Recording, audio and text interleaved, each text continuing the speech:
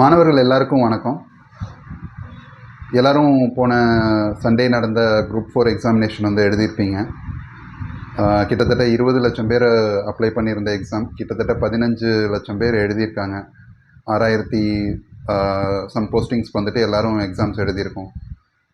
இந்த குரூப் 4 வந்துட்டு நிறைய பேர் ஈஸின்னு சொல்கிறாங்க. பட் என்னை பொறுத்த வரைக்கும் இது வந்து ஈஸி டு மாடரேட் அப்படின்னு தான் சொல்லுவேன். கொஷின்ஸ் எல்லாமே வந்துட்டு நமக்கு டைரெக்டாக இருக்க மாதிரி நிறைய கொஷின்ஸ் இருந்தாலும் சில கொஷின்ஸ் வந்துட்டு நம்மளுக்கு கொஞ்சம் ட்விஸ்டடாகவும் டிஎன்பிஎஸ்சி வந்து அவங்களோட நல்ல ஒரு ஸ்டாண்டர்டில் எடுத்த கொஷின்ஸ் வந்து ஓவராலாக எல்லா இடத்துலையும் டிஸ்ட்ரிபியூட் ஆகி வந்திருந்தது. ஒரு இடத்துல வந்துட்டு கான்சென்ட்ரேட்டடாக எந்த ஒரு இடத்துலையும் வந்து இதில் தான் அதிகமான கொஸ்டின், இதில் கம்மியான கொஸ்டின் அப்படிங்கிற மாதிரி எதுவுமே இல்லாமல் new book, old book, 11th and 12th எல்லாத்துலேயும் ஈவனாக டிஸ்ட்ரிபியூட் பண்ணி கொஷின்ஸ் எடுத்திருந்தாங்க.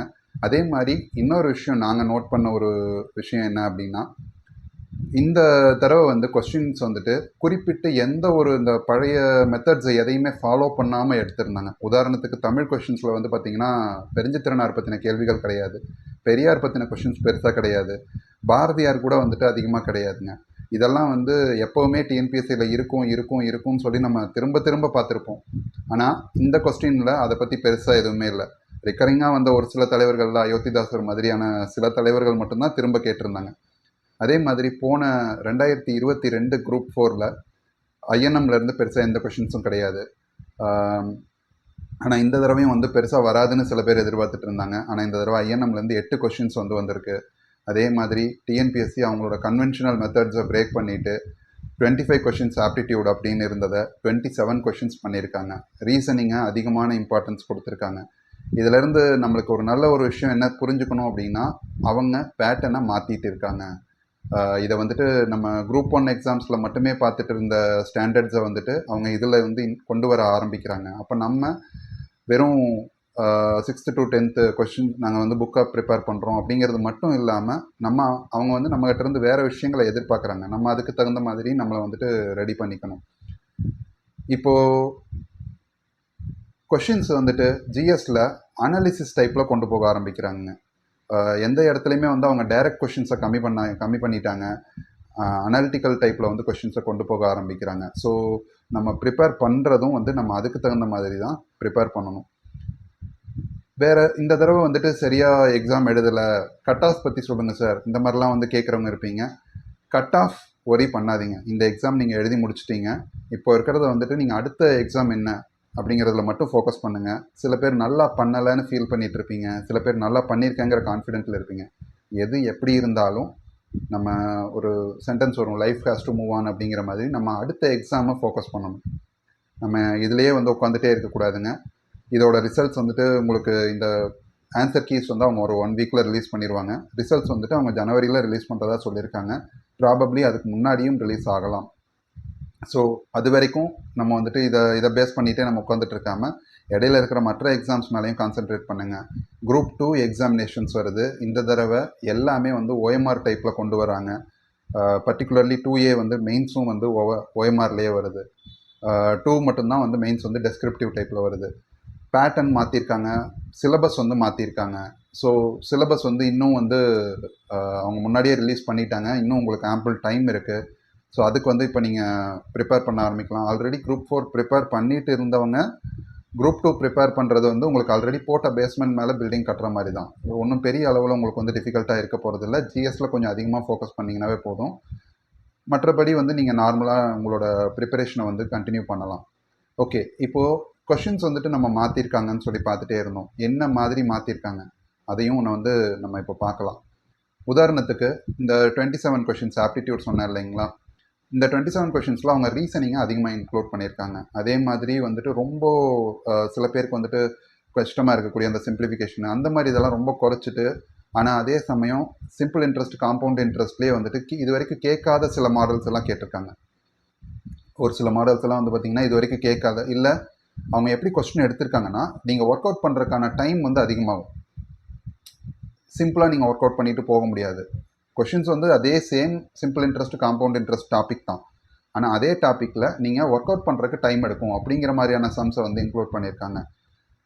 வேறு குறிப்பிட்டு வந்து பார்த்திங்கன்னா, இப்போ இந்த எக்ஸாமை வந்து நான் எப்படி அப்ரோச் பண்ணேன் அப்படிங்கிறத சொல்லலாம் அப்படின்னா, ஒரு கொஸ்டின் வந்துட்டு பார்த்தீங்க அப்படின்னா தமிழில் ஒரு பர்டிகுலர் கொஸ்டின் வந்துட்டு எனக்கு சடனாக வந்து ஸ்ட்ரைக் ஆகலை. நான் எப்போவுமே எப்படி எக்ஸாம் அட்டன் பண்ணுவேன் அப்படின்னா, இந்த முன்னாடி கொடுக்குற 15 மினிட்ஸில் வந்துட்டு நான் அந்த தமிழ் கொஷின்ஸை ரீட் பண்ணிட்டு போயிடுவேன். ஃபுல் 200 கொஸ்டினையும் நம்மளுக்கு ரீட் பண்ணுறதுக்கு டைம் பத்தாது. ஸோ நான் என்ன பண்ணுவேன்னா, தமிழ் கொஸ்டினை ஓவராலாக பார்த்துட்டு போயிடுவேன். எனக்கு தெரிஞ்ச கொஸ்டின் எது அப்படிங்கிறத வந்துட்டு என் மைண்டில் ஃபிக்ஸ் ஆகிடும். ஸோ நான் இந்த 15 மினிட்ஸ் முடிச்சு அந்த எக்ஸாமுக்கு முன்னாடி தர அந்த 15 மினிட்ஸ் முடிக்கும்போது நான் என்ன பண்ணுவேன்னா, தமிழில் எனக்கு தெரிஞ்ச கொஸ்டின் எல்லாத்தையும் வேகமாக மார்க் பண்ணிட்டு போயிடுவேன். ரெண்டாவதாக நான் ப்ரிப்பேர் பண்ணுறது வந்துட்டு ஆப்டிடியூடை ப்ரிஃபர் பண்ணுவேன். ஆப்டிடியூட் வந்துட்டு இந்த தடவை எனக்கு வந்த கொஸ்டின் வந்துட்டு பார்த்தீங்கன்னா மிக்ஸ் ஆகி வந்திருந்தது. ஸோ நான் என்ன பண்ணேன்னா, ஆப்டிக்கு தனியாக பண்ண வேண்டாம்னு சொல்லிட்டு ஜிஎஸ்லேருந்தே கண்டினியூ பண்ண ஆரம்பித்தேங்க. ஜிஎஸ்லேயும் அதே தான். எடுத்த உடனே வந்துட்டு நேராக போய் மார்க்கிங் பண்ணுறது கிடையாது. 5 மினிட்ஸ் டு 10 மினிட்ஸ் டைம் எடுத்துகிட்டு ஃபஸ்ட்டு தெரிஞ்ச கொஸ்டின், டைரக்ட் கொஸ்டின்ஸ் எல்லாத்தையும் வேகமாக மார்க் பண்ணிட்டு போயிடுவேன். தென் மேத்ஸில் மட்டும் எனக்கு எப்படின்னா, நான் வந்து தெரிஞ்ச கொஸ்டின்ஸு நான் ஈஸியாக என்னால் ஆன்சர் பண்ணிட முடியுங்கிறத ஃபஸ்ட்டே நோட் பண்ணிட்டு போயிடுவேன். இந்த 100 கொஸ்டினுக்கு இதை பேட்டர்னை முடிச்சதுக்கப்புறம் தான் மறுபடியும் நான் வந்து எழுதவே ஆரம்பிப்பேன். ஃபஸ்ட்டு ஜிஎஸ் நல்லா தெரிஞ்ச 100% தெரிஞ்ச கொஸ்டின்ஸ் எல்லாத்தையும் மார்க் பண்ணிட்டு வேகமாக மார்க் பண்ணிட்டு வந்துடுவேன். ரெண்டாவது ஆப்டி வந்து எனக்கு வந்து கொஞ்சம் டைம் எடுக்கிற விஷயம். ஸோ நான் என்ன பண்ணுவேன் அப்படின்னா, அதில் ஈஸியான சம்ஸை வந்து ஃபஸ்ட்டு போட்டுட்டு, அப்புறம் ஜிஎஸ்லையும் தமிழ்லையும் நான் விட்டுட்டு வந்த கொஷினை ஃபஸ்ட்டு ப்ரிப்பேர் பண்ணுவேன். டவுட்டில் இருக்கிறது விட்டுட்டு வந்ததை ஃபஸ்ட்டு ப்ரிப்பேர் பண்ணுவேன். அடுத்ததாக வந்துட்டு கடைசியாக தான் எனக்கு ஆப்டியில் டவுட்டில் இருக்கிற சம்ஸை வந்து நான் ஒர்க் அவுட் பண்ண ஆரம்பிப்பேன். அதுக்கு வந்து எனக்கு ஆம்பிள் டைம் இருக்கும். உதாரணத்துக்கு இந்த தடவை நான் தமிழ் வந்து 40 மினிட்ஸில் என்னால் முடிக்க முடிஞ்சிச்சு. 100 கொஷின்ஸுமே வந்து நான் 40 மினிட்ஸில் முடிச்சிட்டேன். அதே மாதிரி ஜிஎஸும் ஆல்மோஸ்ட் ஒரு 1 ஹவரில் முடிச்சிட்டேன். ஸோ 55 மினிட்ஸ் சம்திங்கில் வந்து நான் ஜிஎஸும் கம்ப்ளீட் பண்ணிட்டேன். ஸோ கிட்டத்தட்ட 1.5 hour வந்து எனக்கு ஆப்டிக்கு ஃபுல்லாகவே இருந்துச்சு. ஸோ ஆப்டிக்கு சஃபிஷியன்ட் டைம் இருக்குது அப்படிங்கிறதுனாலே வந்துட்டு எனக்கு ப்ரெஷர் இல்லாமல் என்னால் ஒர்க் அவுட் பண்ண முடிஞ்சுது. எக்ஸாம் டைமில் கரெக்டாக என்னால் முடிக்க முடிஞ்சிச்சு. இந்த பேட்டர்ன் வந்து எனக்கு ஒர்க் அவுட் ஆச்சு. இதே மாதிரி உங்களுக்கான பேட்டர்னை வந்துட்டு நீங்கள் ஐடென்டிஃபை பண்ணுங்கள். நீங்கள் ஆப்டியில் ஸ்ட்ராங்காக இருக்கீங்க, ப்ராப்ளம் இல்லை, எனக்கு சீக்கிரம் நான் போட்டுருவேன் அப்படின்னா, தமிழ் முடித்த உடனே டேரெக்டாக ஆப்டி போயிருங்க. ஆப்டியை முடிச்சுட்டு நீங்கள் ஜிஎஸ் வாங்க. உங்களுக்கு எந்த சப்ஜெக்ட் வீக்காக இருக்கோ அதுக்கு லாஸ்ட் ப்ரிஃபரன்ஸை கொடுத்து கொண்டு வாங்க. ஓகே, இப்போது இந்த டிஃபிகல்ட்டாக இருக்கிற கொஷின்ஸை வந்துட்டு எப்படி நம்ம அட்டன் பண்ணுறது? சில கொஷின் வந்துட்டு நம்ம பார்த்துருப்போம், எங்கேயோ படிச்சிருப்போம், ஆனால் அது வந்து நம்மளுக்கு ஸ்ட்ரைக் ஆகாது. இப்போது நான் வந்து தமிழில் ஒரு கொஷின் எடுத்தேங்க. எப்படின்னா, திருவிருத்தம் அப்படிங்கிற நூலை வந்து எழுதுனது யார்? இதுதான் கேள்வி. அதுக்கு ஆப்ஷன்ஸ் வந்து பார்த்தீங்கன்னா, ஃபஸ்ட் ஆப்ஷன் நம்மாழ்வார், அப்புறம் வந்துட்டு இப்போ பேயாழ்வார், அப்புறம் வந்து திருமங்கை ஆழ்வார்னு இன்னொரு ஆப்ஷன், மொத்தம் 4 ஆப்ஷன் கொடுத்துருந்தாங்க. இதில் நான் ஃபஸ்ட்டு 3 ஆப்ஷனை வந்துட்டு, அதாவது பி, சி அண்ட் டி ஆப்ஷன்ஸை வந்துட்டு, பி அண்ட் சி ஆப்ஷன்ஸை வந்துட்டு நான் இமீடியட்டாக எலிமினேட் பண்ணிட்டேன். ஏன்னா அதை வந்து நம்ம எங்கேயுமே நம்மளோட ஸ்கூல் புக்ஸில் அவங்களோட செயல்கள் எதையுமே நம்ம பெருசாக படிக்கிறதில்ல. உரைநடை அந்த சென்டென்சஸ் அந்த மாதிரி இதுலையும் கூட நம்ம அவங்களுடைய பெயர்களை அதிகமாக படித்தது கிடையாது. ஸோ எனக்கு ஆப்ஷனில் இருந்தது வந்துட்டு பார்த்தீங்கன்னா நம்மாழ்வார் அண்டு பேயாழ்வார் கொஞ்சம் நான் பொய்கை ஆழ்வார் அவர் கூட வந்து கொஞ்சம் கன்ஃபியூஸ் பண்ணிக்கிட்டேன். பட் தென் நான் வேறு மாதிரி கொஞ்சம் யோசிச்சு எப்படி எடுத்தேன் அப்படின்னா, விருத்தம் பாடுறதுல பெஸ்ட்டு யாருன்னு பார்த்தீங்கன்னா கம்பர். விருத்தம் பாடுறதுல பெஸ்ட்டு யார் அப்படின்னு பார்த்தீங்கன்னா கம்பர். இப்போ கம்பர் எழுதின நூல்கள் வந்து என்னென்ன அப்படின்னு பார்த்தோம்னா, கம்பராமாயணம், சரஸ்வதி அந்தாதி, ஏர் எழுபது, சிலை எழுபது அண்ட் சடகோபர் அந்தாதி. இப்போ இந்த சடகோபர் அப்படிங்கிறவர் யாருன்னா நம்மாழ்வார். ஸோ கம்பர் வந்து அந்த விருத்தம் பற்றி பாடியிருக்காருன்னா, அப்போ விருத்தம் எழுதின ஒருத்தரை பற்றி பாடியிருப்பார் அப்படிங்கிறதுல தான் என்னோட ஆன்சர் போய் நின்றுச்சு. தென் பேயாழ்வார் நம்ம அதிகமாக சிலபஸ்லையும் படித்ததும் இல்லை. ஸோ இந்த ஆப்ஷன்ஸை வச்சு நான் எலிமினேட் பண்ண முடிஞ்சிச்சு என்னால். தென் இதே மாதிரி நித்தி ஆயோக் அதனுடைய செயல் தலைவர் யாருன்னு கேட்டிருந்தாங்க. அந்த கீவேர்டை நீங்கள் நோட் பண்ணணும். செயல் தலைவர் யார்? ஆப்ஷன் ஏல பிரதமர் இருக்கார். ஆனால் இந்த இடத்துல வந்துட்டு அவர் தலைவர், நித்தி ஆயோக்கின் தலைவர் யாருன்னு கேட்டாங்கன்னா தான் உங்களுக்கு வந்து பிரதமர்னு வரும். ஆனால் செயல் தலைவர் இங்கே கேட்குறாங்க. செயல் தலைவர் யாருன்னு கேட்கும்போது நீங்கள் யாருன்னு யோசிச்சு பார்த்தீங்கன்னா சிஇஓ யாராக இருக்கார்? அப்போ இங்கே சிஇஓங்கிற ஆப்ஷன் இல்லை நம்மளுக்கு. அப்போ சிஇஓக்கு என்ன பதவி கொடுத்துருக்காங்க? டெப்யூட்டி சேர்மன் இன்னொரு பதவி கொடுத்துருக்காங்க, துணைத் தலைவர் அப்படின்னு சொல்லிட்டு. அப்போ துணைத் தலைவர் தான் வந்து நம்மளுக்கான ஆன்சராக வர முடியும். அதே மாதிரி அந்த மாம்பழம் சம் இப்போ நிறைய இடத்துல வந்துட்டு அது வந்து நிறைய பேர் டிஸ்கஸ் பண்ணுறாங்க. ஈவன் டிஎன்பிஎஸ்சிக்கு வெளியில் ப்ரிப்பேர் பண்ணாதவங்க கூட சில பேர் அந்த கொஷின்ஸை பார்த்துட்டு இதெல்லாம் வந்து டிஸ்கஸ் பண்ணிட்டு இருக்காங்க. இதை வந்துட்டு உங்களுக்கு அவன் எந்த அளவுக்கு கொஸ்டினோட பேட்டர்னை சேஞ்ச் பண்ணியிருக்காங்கிறத இந்த நீங்கள் ஒரு சம்மில் நீங்கள் பார்த்துட முடியும். ஒரே ஒரு கீவேர்டு மட்டும்தான், ஒரு புத்திசாலி மனிதன் அப்படிங்கிற அந்த ஒரு கீவேர்டு மட்டும் கொடுத்துட்டு அந்த ஒரு கீவேர்டை வச்சு உங்களை வந்து அவங்க டெஸ்ட் பண்ணுறாங்க. நீங்கள் ஒரு மனிதன் அப்படின்னு கொடுத்துருந்தா அந்த இடத்துல ஆன்சர் வந்து 0 ஆயிருக்கும்.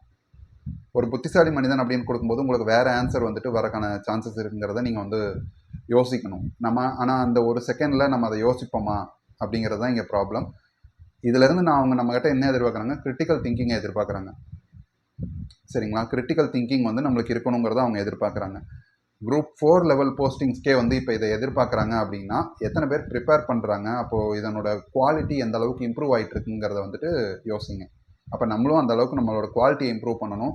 சும்மா நாங்கள் வந்து 10th வரைக்கும் இருக்கிற புக்ஸை படிச்சிட்டோம், இத்தனை தடவை நாங்கள் எழுதிட்டோம், எங்களால் மிஸ்டேக்ஸ் ஐடென்டிஃபை பண்ண முடியலை அப்படின்னா நம்ம எங்கே லேக் ஆகிறோம்னா கிரிட்டிக்கல் திங்கிங்கில் தான் லேக் ஆகிறோம்.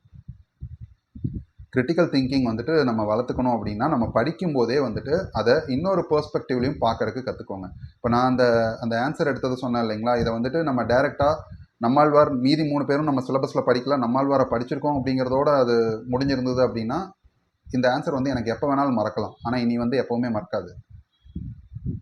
புரிஞ்சுதுங்களா? இந்த ஆன்சர் வந்து இனி எப்போவுமே மறக்காது. சிம்பிள் விஷயங்களில் சில விஷயங்களில் பார்த்தீங்கன்னா ஒரு ஸ்டூடெண்ட் சொல்கிறாரு, திருக்கேதாரம் அப்படின்னு ஒரு கேள்வி வந்திருந்தது. திருக்கேதாரம் பாடியவர் யார் அப்படின்னு சொல்லிட்டு ஒரு கேள்வி வந்திருந்தது. ஆப்ஷனில் வந்துட்டு பார்த்தீங்கன்னா சுந்தரர் வந்துட்டு நம்மளுக்கு ஆன்சராக வருவார். ஆனால் மாணிக்க வாசகரும் ஆப்ஷனில் இருந்துச்சு. நம்ம ஸ்டூடெண்ட் ஒருத்தங்க வந்துட்டு பார்த்தீங்கன்னா திருச்சாளல், திருக்கேதாரத்துக்கு பதிலாக திருச்சாளல் பாடினவர் யார், திருச்சாளல் பாடினவர் யார் அப்படின்னு பார்த்துட்டு அவங்க வந்துட்டு மாணிக்க வாசகர்னு போட்டிருக்காங்க. ஸோ இந்த மாதிரி வந்துட்டு மிஸ்டேக்ஸ் வந்து நமக்கு நல்லா தெரிஞ்சிருக்கு அப்படிங்கிற இடத்துல கூட மிஸ்டேக்ஸ் வரும். ஸோ நம்ம என்ன பண்ணணும் அப்படின்னா திரும்ப திரும்ப நமக்கு 100% தெரிஞ்ச கொஸ்டினாக இருந்தாலும் அது கன்ஃபார்ம் அது கரெக்டாக அப்படிங்கிறத நம்ம இன்னொரு தடவை என்ஷூர் பண்ணிக்கணுங்க. ஏன்னா இது நம்மளுக்கு வந்து ஒரு தடவை தான் இந்த வாய்ப்பு கிடைக்கும், திருத்தறக்கு வாய்ப்பே இல்லை. ஸோ அப்படிங்கும்போது நம்ம அதை யோசித்து தான் பண்ணணும்.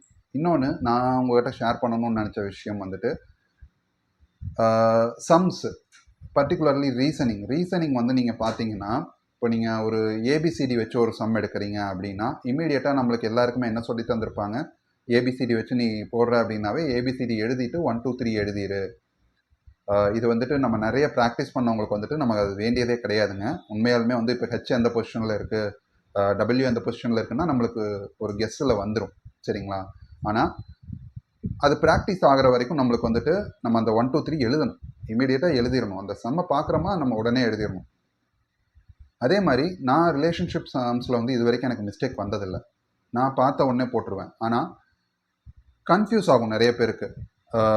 அந்த ட்ரீயை வந்து கரெக்டாக டெவலப் பண்ணிகிட்டே வந்துட்டு இருப்பீங்க, திடீர்னு ஒரு இடத்துல பார்த்தீங்கன்னா இவங்க சன்னா டாட்டரா, கடைசியில் அந்த கொஸ்டின் வரும்போது இவங்க வந்துட்டு சன்னா டாட்டரா இல்லை வந்துட்டு கிராண்ட் டாட்டரா அப்படிங்கிற ஒரு கொஸ்டின் வந்துட்டு உங்களுக்கு கன்ஃபியூஷனில் கொண்டு வந்து விட்ரும். நிறைய பேர்களையோ நிறைய எழுத்துக்களையோ பார்ப்பீங்க, கடைசியில் கன்ஃபியூஷனில் கொண்டு வந்துடும். இதுக்கு என்ன சொல்யூஷன் பார்த்தீங்கன்னா, நீங்கள் இப்போ ஒரு ஃபார் எக்ஸாம்பிள் ரமணி அப்படின்னு அவங்க ஒரு நேமை கொடுக்குறாங்க அப்படின்னா அந்த ரமணியை ஃபஸ்ட்டு எழுதிடுங்க. எழுதிட்டு அங்கிருந்து வந்து ஒரு மேப்பிங் பண்ண ஆரம்பிங்க, டைரக்ஷன்ஸை போட ஆரம்பிங்க. டைரக்ஷன்ஸை போட்டு அதை வந்துட்டு ஃபேமிலி ட்ரீ இல்லைனா ரிலேஷன்ஷிப் ட்ரீன்னு சொல்லுவாங்க. இந்த ரிலேஷன்ஷிப் ட்ரீயை டெவலப் பண்ண ஆரம்பிச்சிருங்க. லெஸ் தென் 20-30 செகண்ட்ஸ்க்குள்ளே தான் எடுக்கும் இதுக்கு. அதை நீங்கள் பண்ணினீங்கன்னா எந்த கன்ஃபியூஷன் இல்லாமல் நீங்கள் வந்து ஆன்சர் எடுத்துட முடியும் ஒரே ஷாட்டில்.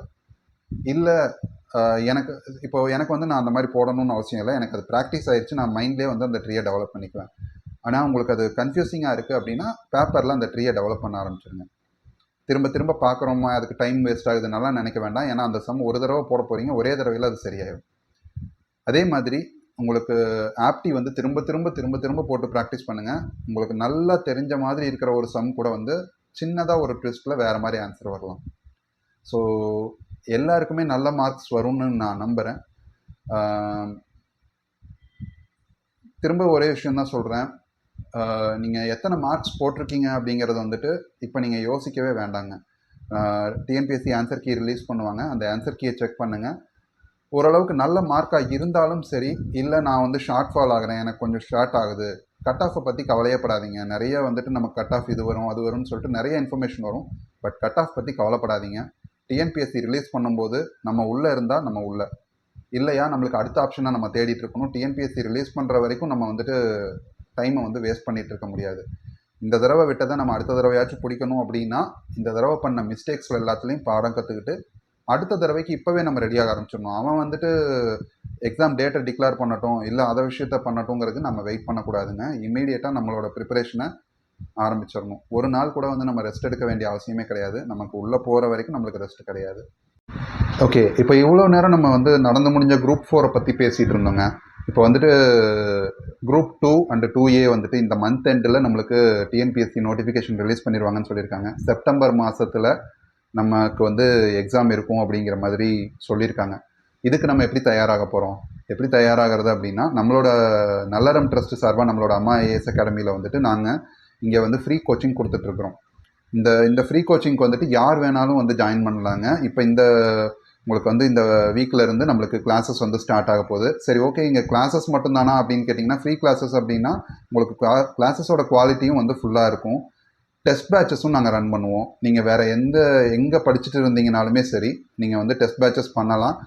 சப்போஸ் வந்து உங்களுக்கு இன்கேஸ் நேரில் வர முடியலை அப்படின்னாலுமே வந்து நீங்கள் ஸ்க்ரீனில் தெரியிற நம்பருக்கு காண்டாக்ட் பண்ணீங்க அப்படின்னா உங்களுக்கு வந்துட்டு அங்கே பிடிஎஃப் அனுப்பிடுவாங்க. நீங்கள் டெஸ்ட் பண்ணி பார்த்துக்கலாம் உங்களுக்கு. ப்ளஸ் இங்கே பாலிட்டி சம்மந்தமான புக்ஸ் வந்து நாங்கள் மெட்டீரியல்ஸ் நாங்கள் கொடுக்குறோம். இங்கே வர்ற ஸ்டூடெண்ட்ஸ்க்கு, இங்கேருந்து படிக்கிற ஸ்டூடெண்ட்ஸ்க்கு வந்துட்டு இங்கேருந்து புக்ஸ் வந்து கொடுக்குறாங்க. இங்கே லைப்ரரி, கிளாஸ் ரூம் அண்டு மற்ற ஃபெசிலிட்டிஸ் எல்லாமே உங்களுக்கு வந்து அவைலபிளாக இருக்குது. லைப்ரரி யூஸ் பண்ணுறவங்க எந்த எக்ஸாம் படிக்கிறவங்களா இருந்தாலுமே சரி, RRB, TNPSC, SSC, TET, UPSC எதுக்கு வேணாலும் நீங்கள் ப்ரிப்பேர் பண்ணுங்கள். எந்த எக்ஸாம் படிக்கிறவங்களா இருந்தாங்கனாலுமே இங்கே வந்து லைப்ரரி காலையில் 8 to ஈவினிங் 6 வரைக்கும் யூஸ் பண்ணலாம். மண்டே டு சாட்டர்டே வந்து உங்களுக்கு லைப்ரரி ஃபெசிலிட்டிஸ் வந்து அவைலபிளாக இருக்கும். குரூப் 2 அண்ட் 2Aக்கான அட்மிஷன்ஸ் வந்து போயிட்டுருக்கு. ஸ்க்ரீனில் தெரியிற நம்பருக்கு காண்டாக்ட் பண்ணுங்கள், உங்களுக்கு வந்து அட்மிஷன்ஸ் போட்டுக்கலாம்.